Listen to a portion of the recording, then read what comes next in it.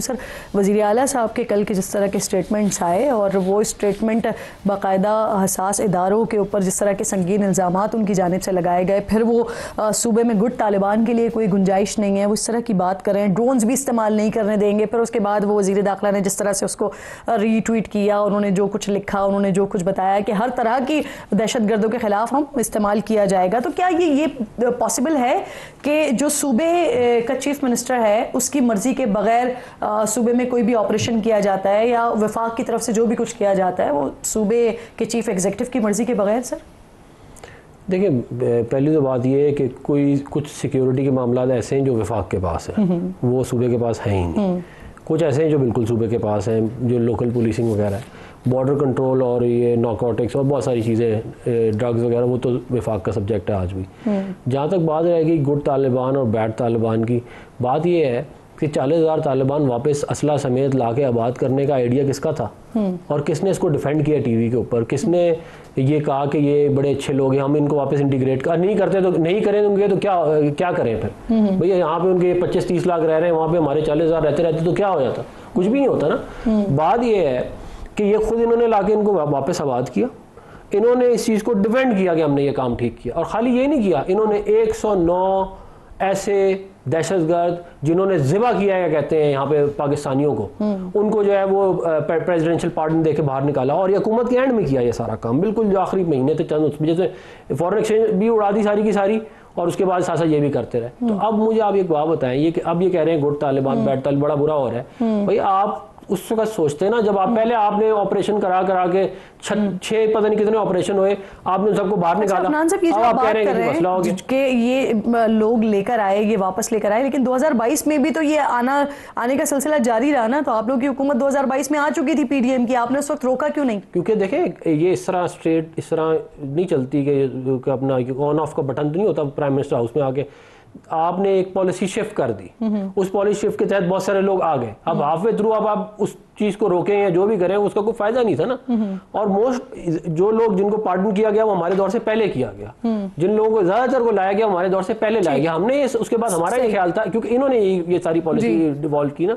फिर मैं देखें ड्रोन की बात, जो तालिबान है वो तो ड्रोन इस्तेमाल करते हैं, तो वो गंडापुर से पूछ के करते हैं, गंडापुर साहब से पूछ के करते हैं। तो आप अपनी फोर्सेस को कह रहे हैं कि ना करो, और वो कर रहे हैं, इस्तेमाल हो रहे हैं, लोगों को कत्ल किया जा रहा है। बिल्कुल ठीक। उमर साहब, एक वजीर दाखिला ने ना एक ट्वीट किया पहले कि सब कुछ इस्तेमाल करेंगे, फिर अगला ट्वीट उनका था भत्ते के हवाले से, उन्होंने सवाल किया। और ये मेरे प्रोग्राम में भी JUIF के स्पेशली बहुत सारे लोग आकर, कामरान मुर्तज़ा साहब हो गए या दीगर लोग हो गए, वो आकर ये सवाल पूछते रहे कि बताएं कौन और कितना भत्ता दिया जाता है उन इलाकों में। तो क्या वाकई ऐसा कुछ मौजूद है जिसका इशारा वजीर दाखिला ने भी दे दिया? देखिए, जहाँ तक JUI की बात है, उन्हें तो आप पूछते ना कि CPAC पे मौलाना फजल रहमान के बेटे को किसने उतारा था, तो फिर इन्होंने कितना भत्ता दिया था। ठीक है, जहाँ तक फेडरल मिनिस्टर की स्टेटमेंट का ताल्लुक है, देखें वो उनकी रिफ्लेक्शन करती है कि उनकी अपनी सब्जेक्ट पे ग्रिप ही नहीं है। जैसा उन्होंने पहले कहा, दहशतगर्दी एक SHO की मार है, हुआ कि आज बलूचिस्तान आग की लपेट में है। इसी तरह वो कर रहे हैं KPK में। देखें, काटलंग का एक वाक़या हुआ ना, जिसमें आम गडरिये मारे गए,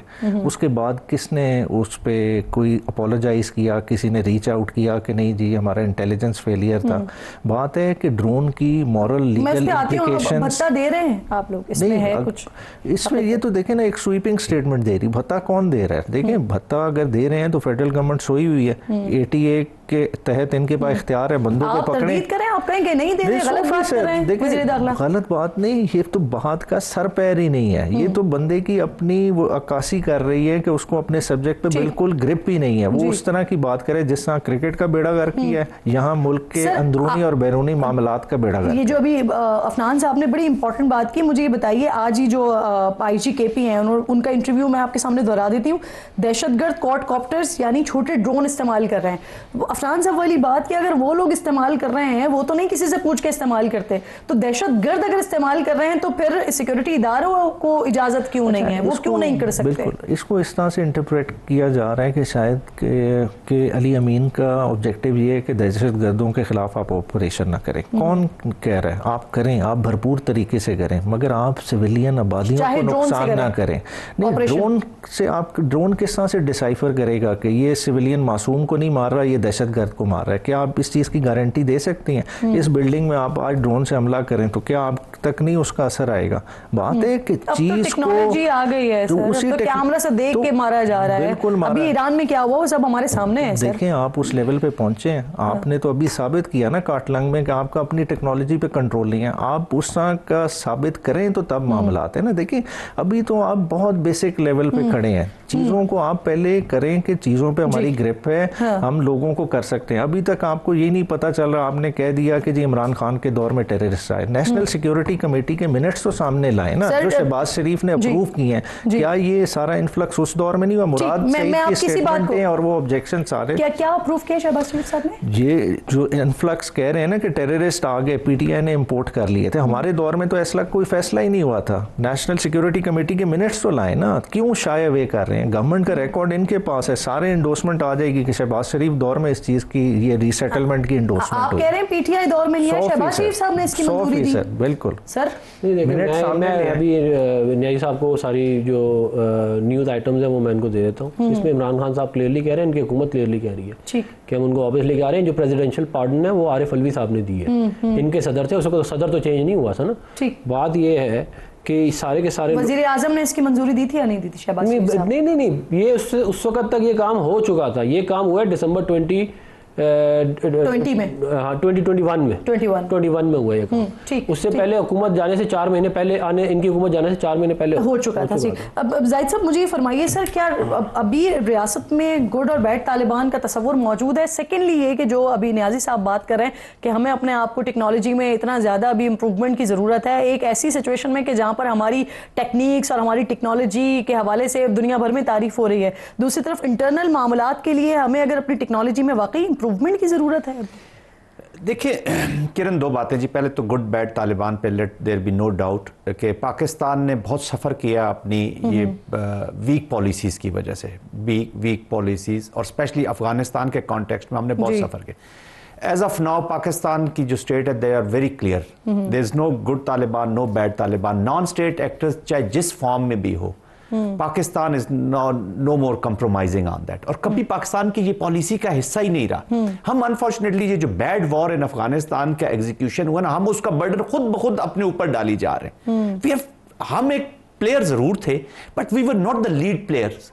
अमेरिका तस्वुर है गुड तालिबान का पाकिस्तान में? नॉट एट ऑल, बिकॉज हम सफर कर रहे हैं जी, हमारे बच्चे रोज शहीद हो रहे हैं। आप फौज में चली जाएं, आप पुलिस में लोगों में चले जाएं, तो there is no good Taliban, no bad Taliban. Pakistan is very clear. और ये देखिए पाकिस्तान का जो स्टांस नजर आ रहा है, जिस तरीके से हम अफगानिस्तान पॉलिसी। और सर ये जो सूबाई हुकूमत के ओहदेदारान हैं, ये वाकई भत्ते दे देकर तालिबान से बचते फिर रहे हैं? देखिए पाकिस्तान में गवर्नेंस के इश्यूज रहे हैं, बैड गवर्नेंस के इश्यूज रहे हैं। हमने पहले कराची में भी सफर किया 90s की दहाई में, हम बलूचिस्तान में भी सफर करते रहे, हम KPK में भी सफर करते रहे। और अगर आपको याद होगा कि चीफ ऑफ आर्मी स्टाफ की कुछ अर्सा पहले एक स्टेटमेंट आई थी कि बैड गवर्नेंस के जो गैप है वो हम अपने खून से फिल कर रहे हैं। कहने का मकसद ये है कि पॉलिटिकल ओनरशिप आपको देनी पड़ेगी। ये क्लियरली बताएं ना कि क्या वाकई सियासी लोग जो हैं वो तालिबान को भत्ते देकर बचते फिर रहे हैं? I don't think so. Pakistan की रेट इज एस्टैब्लिश्ड। देखिए इंसिडेंट्स होते रह रहे हैं, और इस वॉर ऑन टेरर की वजह से BLA की आप कह लें, जिस तरफ आप इशारा कर रही हैं, या जो कराची में भी पास्ट में होता रहा, या तो कई ऐसे लोग आ जाते हैं। एक मुझे I have to close the segment, एक बड़ा इंपॉर्टेंट सवाल इसहाक डार साहब और दीगर शख्सियात हैं जो कि अफगानिस्तान के दौरे पर, और जो दौरा है वो कामयाब बड़ा बताया जा रहा है।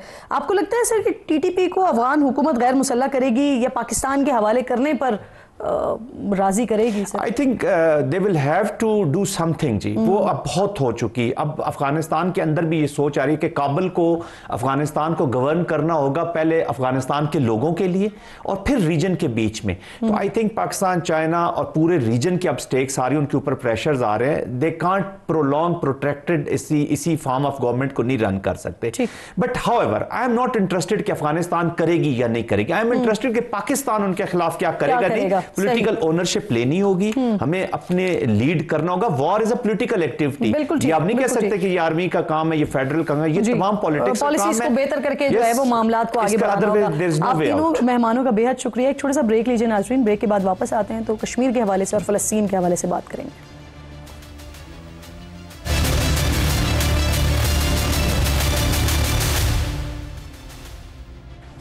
प्रोग्राम में एक बार फिर आपको खुशामदीद कहूँगी नाज़रीन। मोदी की हुकूमत ने पहले मकबूजा कश्मीर से आज़ाद और ख़ुद मुख्तार रियासती हैसियत छीनी और उसे कश्मीरियों की मर्ज़ी के ख़िलाफ़ मरकज़ के ज़ेर इंतज़ाम union territory of Jammu and Kashmir बना दिया गया और अब फिर कश्मीरियों की ख्वाहिश के बरक्स मकबूजा कश्मीर को बाकायदा भारत की 29वीं रियासत बनाने की साजिश को मंतकी अंजाम तक पहुँचाने की कोशिशें शुरू हो गई हैं और इस साजिश में भारत की हुकूमत और अपोजिशन एक पेज पर है।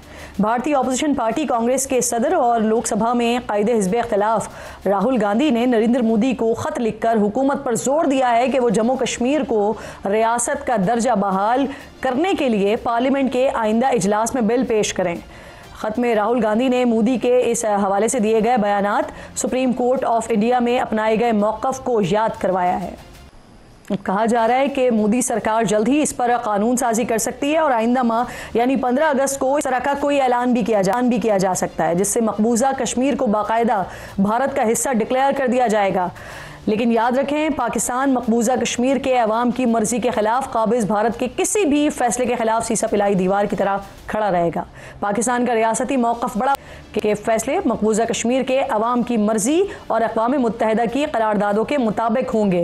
इंटरनेशनल कम्युनिटी को भी इस हवाले से जागना चाहिए। क्या कानून साजी के नाम पर 1.5 करोड़ लोगों के हुकूक सल्ब किए जा सकते हैं? ये एक बहुत बड़ा सवाल है। दूसरी जानिब नाज़रीन, हज़ारों मासूम बच्चों को कत्ल करने, लाखों निहत्ते जवानों, औरतों और बुजुर्गों को अपने जंगी जुनून की भेंट चढ़ाने और अहले फ़लस्तीन से उनके आशियाने छीनने के बाद भी जालिम इसराइल का जुल्म थम कर नहीं दे रहा है।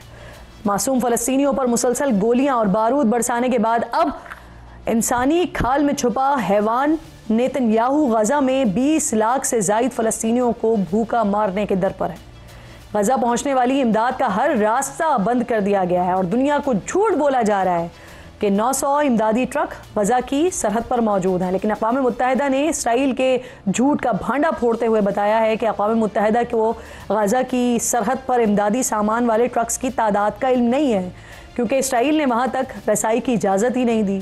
कई इमदादी तंजीमें शिकायत कर रही हैं कि टनों के हिसाब से इमदादी सामान सरहद पर और अंदरून गज़ा गोदामों में पड़ा हुआ है, लेकिन उन्हें इसकी तकसीम की इजाज़त ही नहीं दी जा रही है। इसराइल की तरफ से फ़लस्तीनियों के लिए आने वाली इमदाद में रुकावटें डालने का ये कोई पहला वाक़या तो रिपोर्ट नहीं हो रहा है।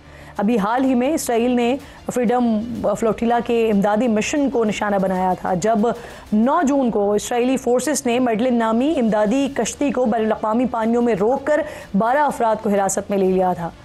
इससे पहले फ़लस्तीन के लिए इमदाद ले जाने वाले जहाज़ पर 2 मई को माल्टा के करीब ड्रोन हमला हुआ था। अक़वाम मुत्तहिदा के जो आदाद शुमार है उनके मुताबिक 26 मई से लेकर अब तक 2 माह के दौरान इसराइली फोर्सेस गज़ा में खुराक के हुसूल की कोशिश करने वाले 1000 से ज़ायद फ़लस्तीनियों को शहीद कर चुकी है।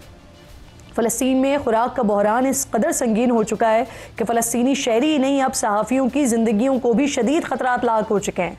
गज़ा में मौजूद आलमी नशरियाती इदारों ने इसराइली मुहासरे के बाइस पैदा होने वाली भूख और कहत पर शदीद तशवीश का इजहार करते हुए कहा है कि अब वहाँ सहाफ़ी गोलियों से नहीं बल्कि भूख से मरने के दर पे हैं।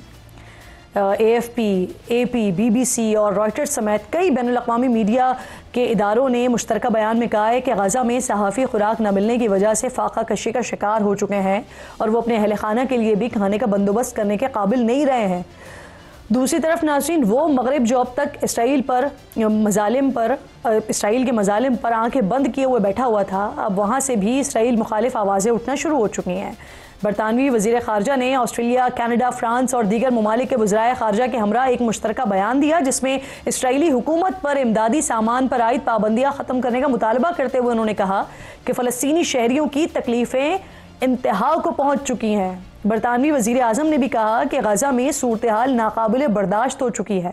साथ ही बरतानवी हुकूमत पर अपने अवाम और पार्लियामेंट की तरफ से फ़लस्तीनी रियासत को तस्लीम करने के लिए दबाव बढ़ना शुरू हो गया है। 125 बरतानवी अरकान पार्लियामेंट हैं जो वज़ीर आज़म सर कीर स्टारमर को फ़लस्तीनी रियासत को तस्लीम करने के लिए ख़त लिख रहे हैं। बरतानवी वज़ारत ख़ारजा का कहना है कि बरतानवी हुकूमत फ़लस्तीन को ऐसे वक्त पर तस्लीम करेगी जब इसका सबसे ज़्यादा असर हो, लेकिन फ्रांस ने सितंबर में फ़लस्तीनी रियासत को तस्लीम करने का ऐलान कर दिया है।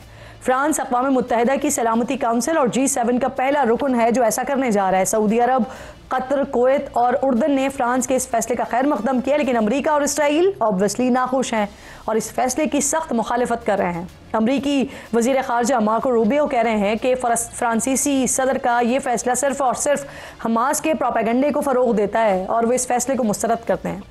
गज़ा में 21 माह से जारी इसराइली हमलों में बेशतर आबादी बेघर हो चुकी है। शहर खंडरात में तब्दील हो चुके हैं। बुनियादी ज़रूरियात ज़िंदगी नापैद हो चुकी है। अक्टूबर 2023 से अब तक 232 सहाफ़ी गज़ा में मारे जा चुके हैं। 60,000 के करीब फ़लस्तीनी शहीद हो चुके हैं। इमदादी तंजीमें ख़बरदार कर रही हैं कि गज़ा में इज्तिमाई कहत फैल रहा है, लेकिन अमरीका और इसराइल अब भी फ़लस्तीनियों को उनका हक़ देने के लिए तैयार नहीं है। तिनके बनकर यूं ही बह जाते हैं जालिम सारे, जब भी इंसाफ का सैलाब रवा होता है। प्रोग्राम का वक्त अपने अख्तिताम को पहुंचा। इंशाअल्लाह नाज़रीन से मुलाकात होगी कल। अपना और अपने मुल्क का ख़ास ख्याल रखिए। फ़लस्तीन को, कश्मीर को अपनी दुआओं में याद रखिए। अल्लाह ने के बाद।